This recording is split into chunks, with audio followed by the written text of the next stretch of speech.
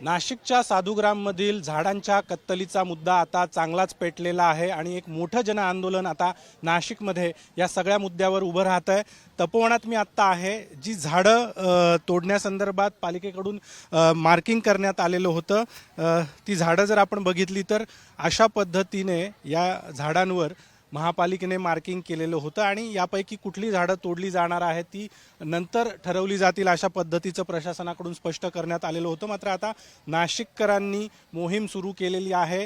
या झाडांवर अशा स्वरूपाचे हे मजकूर चिटकवण्यात आलेला आहे, मला माराल तर तुम्ही देखील मराल अशा स्वरूपाचे हे आशयाचे पोस्टर्स जे आहेत ते आता तपोवनातल्या या सगळ्या झाडांवर पर्यावरणप्रेमी नागरिकांकडून लावले जात आहेत। एकूण 1800 झाडं तोडण्याचा सुरुवातीच्या टप्प्यामध्ये महापालिकेचा प्रस्ताव होता, मात्र पर्यावरणप्रेमींनी त्याला विरोध केल्यानंतर आता पुन्हा एकदा या सगळ्या संदर्भामध्ये महापालिकेकडून फेरविचार केला जातोय। हरकती देखील नोंदवण्यात आलेल्या होत्या आणि त्या हरकतींवर सुनावणी देखील पार पडलेली होती।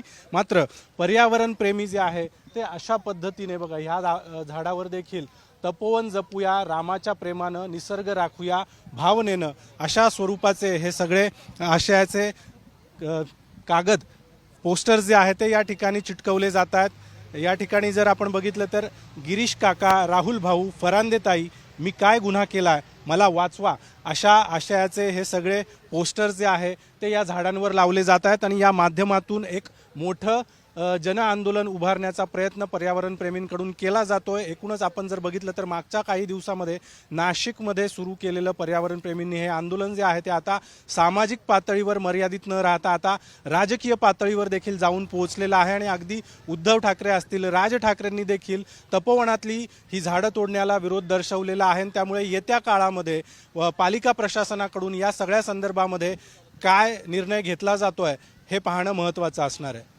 कॅमेरामन प्रवीण काळबांडेसह अभिजित सोनवणे, साम टीव्ही, नाशिक। देश विदेशातील प्रत्येक घडामोडींचे लाईव्ह अपडेट मिळवण्यासाठी आता साम टीव्हीच्या सर्व सोशल मीडिया प्लॅटफॉर्मला लाईक, फॉलो आणि सबस्क्राईब करा। तसंच सर्व नोटिफिकेशनसाठी बेल आयकॉन प्रेस करायला विसरू नका।